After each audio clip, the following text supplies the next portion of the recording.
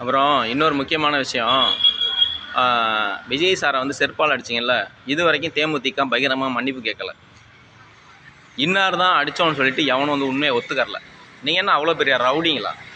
பத்தாததுக்கு வெக்கமே இல்லாமல் விஜயகாந்த் சமாதியில் போய் சத்தியம் பண்ணுறாங்க.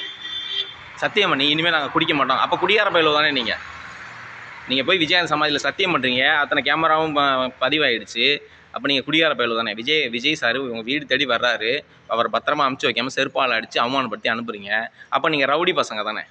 ரவுடி சமம் பண்ணுறீங்க, குடியார பயிலெல்லாம் இருக்கிறீங்க.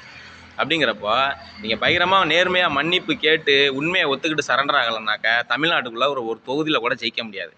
நான் வெளிப்படையாக சொல்லிட்டேன். இங்கே இதை சொல்கிறேன், இந்த மயிரை கூட பிடுங்க முடியாது தமிழ்நாட்டுக்குள்ளார. அதையும் சொல்லிவிட்டேன். நான் வெளிப்படையாக சொல்லிவிட்டேன். நீங்கள் தமிழ்நாட்டுக்குள்ளார ஒரு தொகுதியில் கூட ஜெயிக்கவே மாட்டீங்க. சான்ஸே கிடையாது.